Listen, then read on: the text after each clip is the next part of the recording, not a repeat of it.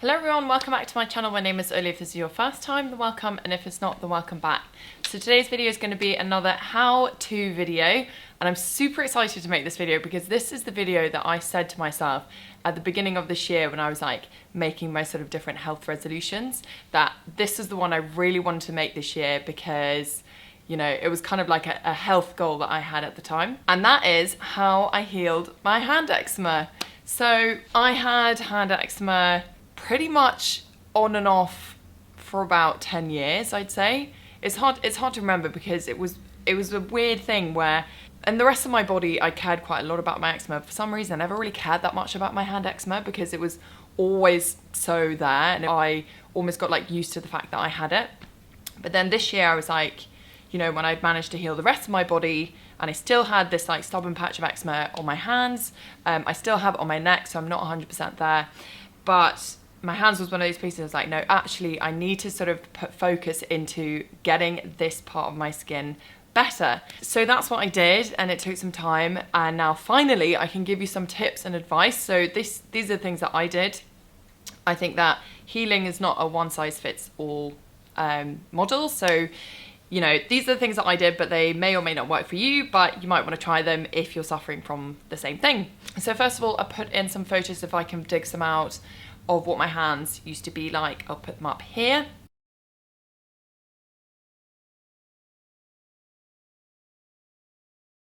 So I don't actually have all that many, which is kind of annoying. I wish I'd taken more photos of them.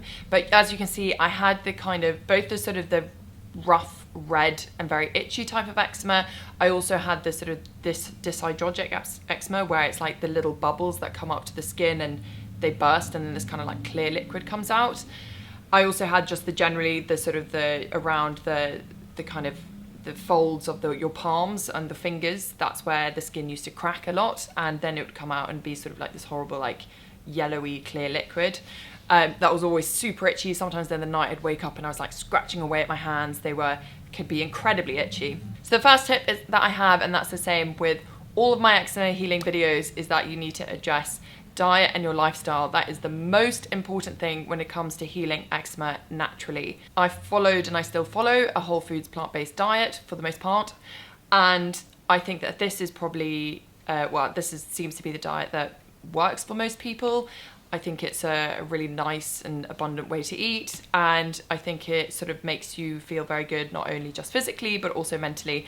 So I would recommend that. I have lots of other videos in terms of diet and, you know, the things that are good, things that are bad, and reducing inflammation and these kind of things. So do check those out. I'll leave a few links down in the description box below. And then in terms of your lifestyle, you need to think about sort of getting good sleep, lots of regular exercise, and sort of generally being in sort of a happy, relaxed environment, which is sometimes easier said than done, I know, but these are important things as well, things that you really need to think about if you want to go down the sort of the holistic natural healing route. But in terms of healing your hand eczema specifically, there are a few things that you can do. So first of all, you have to think about the fact that your hands are kind of tricky because they are often very exposed. They're exposed to sort of the air, the different bacteria around, the temperature, all these kind of things. The rest of your body you can cover up, but your hands are much harder. So there are a few things that you need to think about. So for me, my skin is definitely affected by temperature. When it was very, very cold, if you live in a cold climate, if it's winter where you are right now, then I would suggest always wearing gloves whenever it gets too cold. So that was something I really paid attention to. I'd always keep a pair of gloves in my bag just in case it got cold, so that they never were exposed to the really, really sort of harsh cold air. And then the next thing you need to think about is you have to think about the type of contact that your hand is getting with the different substances and different things that are around you. So the first thing is you ought to be cooking lots of your own meals. So I found that if I handle too much raw food, especially things like raw potato, sometimes red peppers. I know a lot of people have issues with tomatoes. I don't personally have an issue with them, but there are certain foods that I find that my hands get quite itchy with. Things like chilies, obviously, they're quite burny. So when I was cooking, I was really, really careful about not getting the patches of eczema in contact with those bits. So either I would wear these like super, super thin gloves that you can get, Or I would just be really careful and only use like my fingertips, and just really pay attention, like be really careful and meticulous when you're handling the food so you don't get too much contact on the actual skin that is itchy and irritated. If you have eczema on the palm of your hands, then I definitely would recommend wearing some kind of thin gloves or some kind of covering so that you're not constantly getting exposed. And then if you do feel that your hands get a bit itchy after you've been cooking or whatever, just run them under cold water and just, run them there for like a few minutes and just leave them alone, and the itching should stop quite quickly. So the other type of contact that you often get with hand eczema is the soaps that you're using, because obviously you wash your hands quite often. If you can get some kind of cleansing soap that is specifically for dry skin, or you can get the sort of ones that are for eczema prone skin, buy those so that you have those around the house. But then if you're out and about, I had sort of a bit of a technique to the way that I would wash my hands, and I'm going to put a little clip in here of how I did it.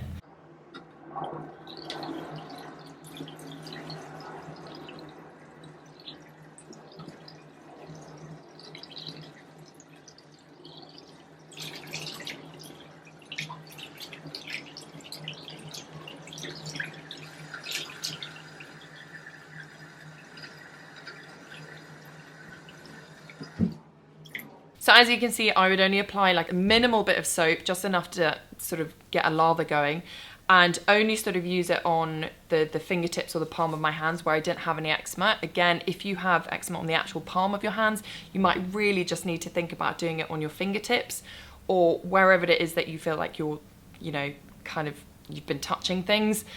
You're probably sitting there thinking, that's disgusting. And you're right, it is a little bit disgusting, but I would take being a little bit gross over having sort of eczema-y and itchy hands. And then finally, the other type of contact that you need to think about is when you're doing washing up. It's also a great excuse for not doing the washing up. Always wear washing up gloves. I mean, I would wear washing up gloves anyway, because I think that it protects the skin in your hands from all the sort of the harsh detergent. But super important, if you're not already doing it, then definitely do wear washing up gloves. Another thing I really like doing is something that you can do really easily for your hands, is doing some kind of like soaking salt bath. So I would buy Dead Sea salt. You can buy it on Amazon, or you can buy it from health food stores and other places like that.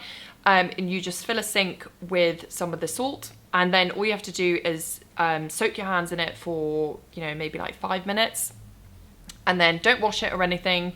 And I would just do it right before bed, so that when you go to sleep and then you sleep, and then it kind of all soaks in and it feels really nice. You can do this either specifically for your hand, just fill a sink with water, or you can, fill a whole tub and just get your whole body in there. It's whatever you have time for. Probably do this maybe every 3 days. If you can do it more often, if you have time for that, then that's great. It doesn't actually take very much time. It's just sometimes, where it's the end of the day and you're a bit like, oh, I'm tired. Now, the final thing is about moisturization. So for the most part, I recommend kind of not using moisturizers too much. I would say that for the rest of my body, I pretty much only moisturize, after I shower, if that, because I like to let my skin sort of produce its own moisture. But for your hands, I actually did moisturize them a little bit more often. I think it's also, again, it's to do with the fact that your hands are much more exposed, so they get drier, and also if you're washing hands more often, then they do need a bit more help than maybe the rest of your body does. So I just used this. It's just, what I had in the box. I think we just got it in a stocking. It's like no special moisturizer. This is just the Neutrogena Norwegian formula. No, I'm not sponsored, don't worry.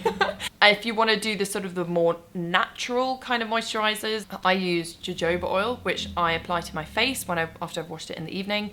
And after I've done that, I sort of apply it on my hands as well. And I think that I really, really like jojoba oil. So if you haven't already tried that, I really recommend just giving that a go, see if it works for you. And I think that was all in terms of my tips. If you have any other ones that I missed that you want to share, if you have a similar experience, you have any other questions, please do leave a comment in the comment section down below. And if you like this video, please give it a like, please subscribe, and I'll see you again very soon for another one. Bye!